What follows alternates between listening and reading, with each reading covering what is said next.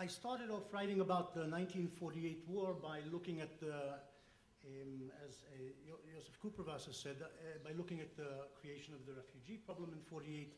More recently, I published a book summarizing the war, and I'll give you a few of the conclusions I included in that book, some of which might be a little innovative. The war has traditionally been seen as a political war, the 48 war, as a political territorial war between the Arabs of Palestine and the surrounding Arab world and the Jewish community in Palestine, which became the State of Israel in 1948.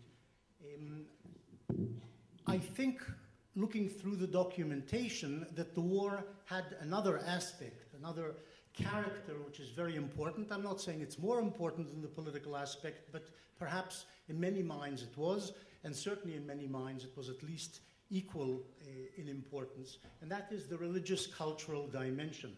The war of 1948 was, as seen from the Arab perspective by the people who fought, instigated it, even led it, it was seen as a jihad, a holy war against an alien, infidel presence in the Middle East, which was the Jewish community of Palestine, which became the State of Israel.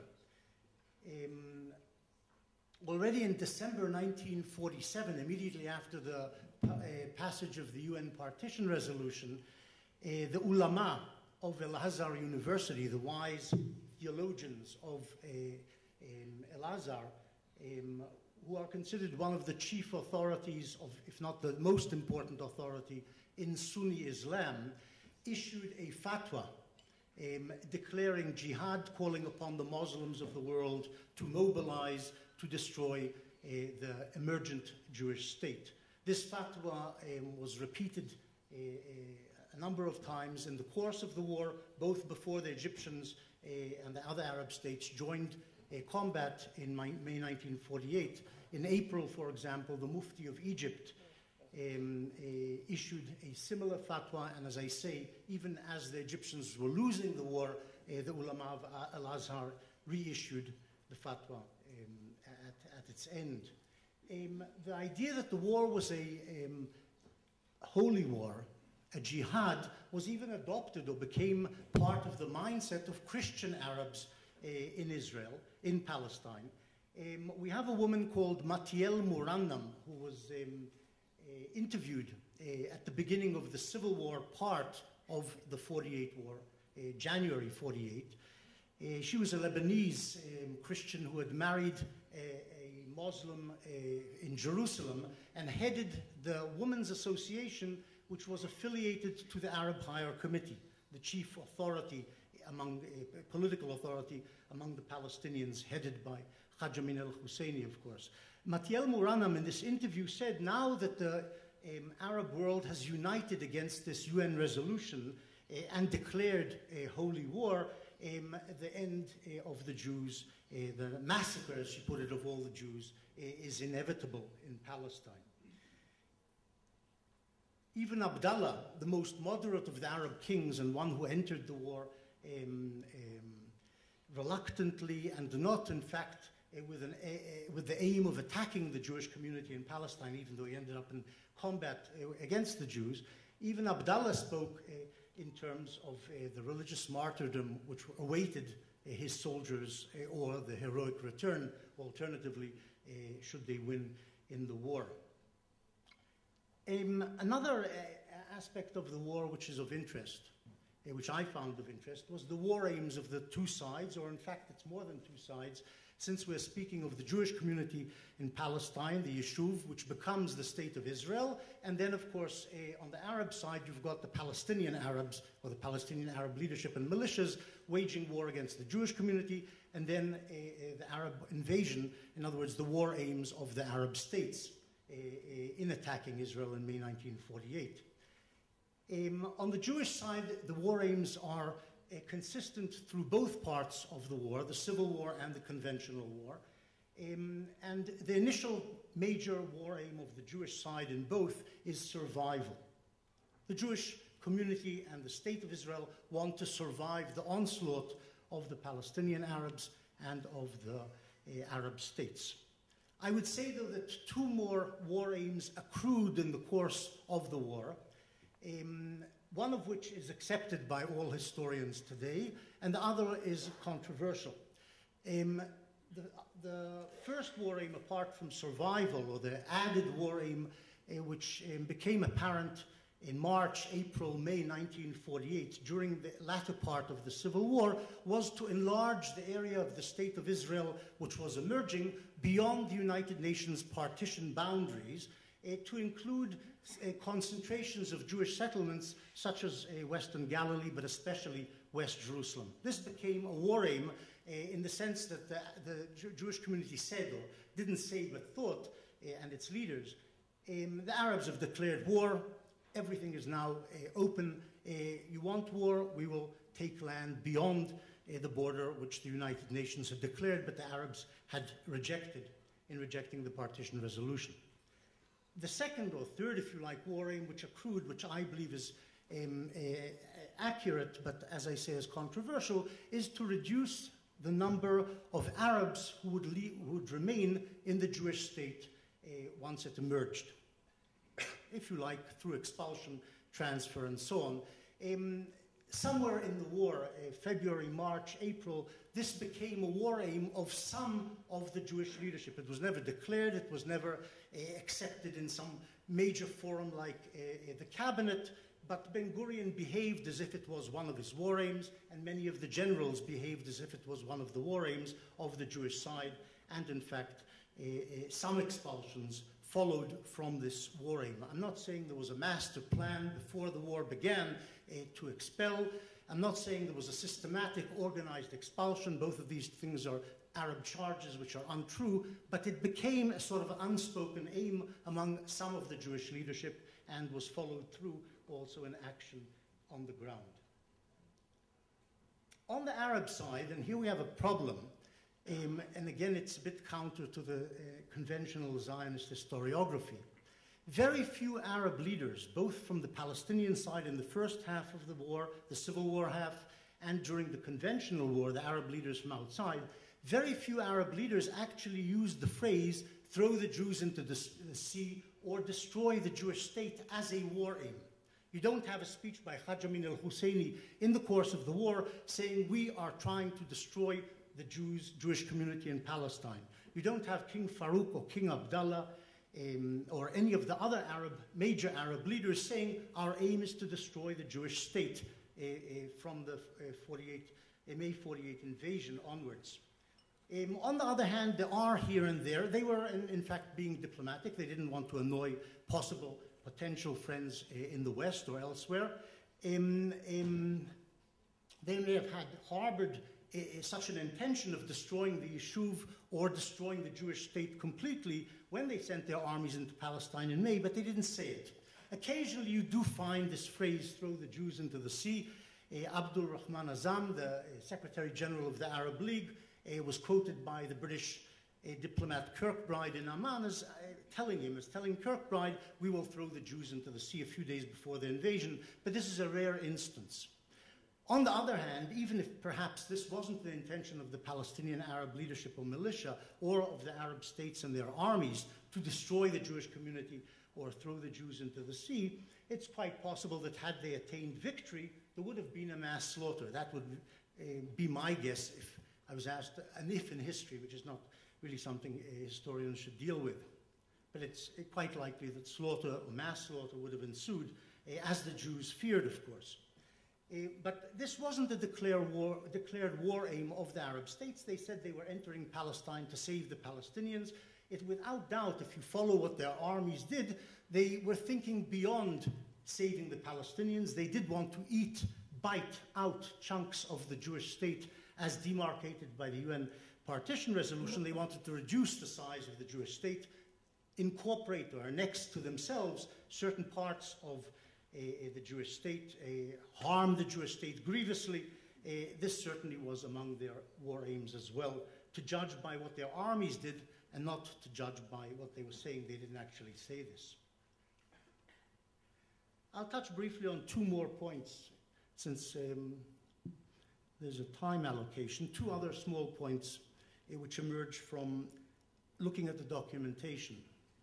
One is the problem of balance of forces. What was the balance of forces between the two sides, or if you like, the three sides? The Jewish community in Palestine, which becomes a state of Israel, the Palestinian Arab militias on the one hand during the first half of the war, and the Arab states subsequently. And it's a very mixed picture, and it's a very complex picture, and it also touches on the morality of both sides, as there is a penchant among Westerners, among nice people, to think in terms of helping or looking towards the good of the underdog. The question of balance of strength, who was stronger, figures as a moral problem as well, when people looked subsequently, retrospectively at the war.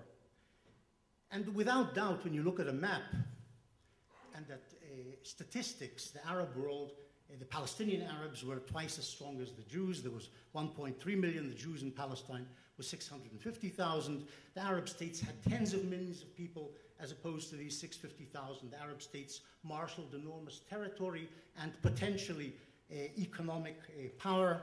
They didn't manage to translate it very well into actual political power, and even less so into military power, but theoretically, on paper, potentially, they were much, much stronger.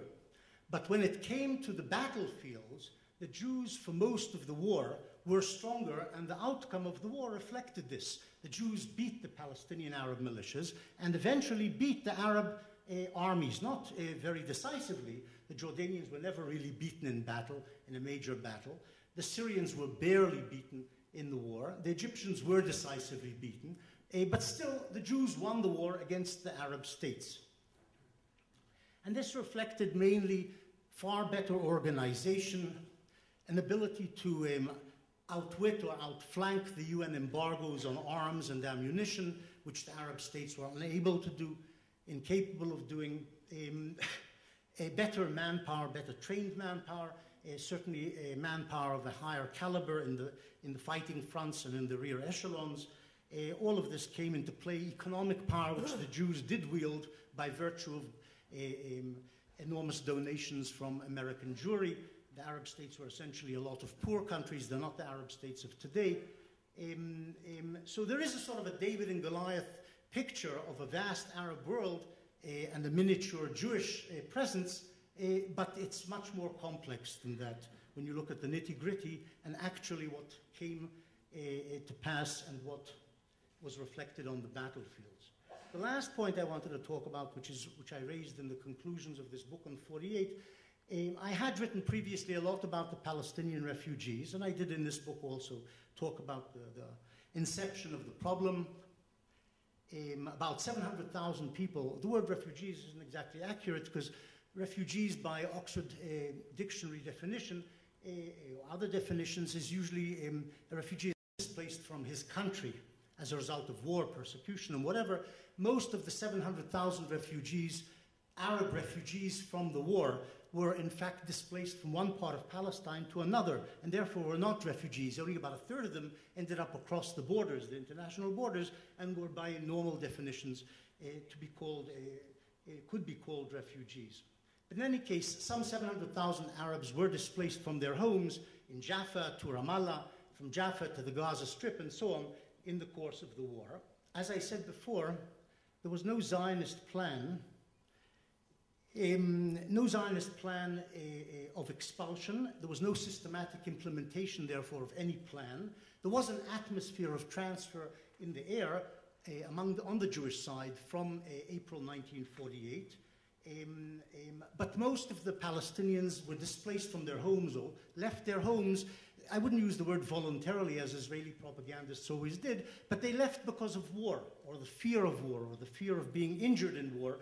Most of them fled from their homes as Jewish armies advanced towards their homes, villages and towns, or fear that this would happen soon. A certain proportion of them left their homes on advice or orders from their own leaders, as happened, for example, in Haifa on the 21st, 22nd of April, 1948, and a certain proportion were physically expelled, ejected by force of arms under threat of death, if you like, by Jewish troops. The inhabitants of Lydda and Ramla in July is, of course, the most famous and large example. But the War of 1948, and this isn't often trumpeted, created a second refugee problem, which in terms of numbers, and probably in terms of property lost, in terms of wealth, more or less was comparable to the Palestinian refugee problem, which was launched by the war. And that is the creation of the Jewish refugee problem, the refugees or Jews who were expelled or mainly intimidated into a flight from the Arab countries, the Iraqi Jewish community, the Egyptian Jewish community, eventually the Moroccan, Tunisian, and Algerian Jewish communities, the Syrian Jewish community, the Yemeni Jewish community, the Iraqi Jewish community, and so on. These populations from 1948 were regarded by the Arab states who had just gone to war or were going to war with the Jewish state as suspect, as perhaps pro-Zionist. Most, of course, weren't. They may have had some sympathy for the Jews in Palestine, but they were certainly not Zionists.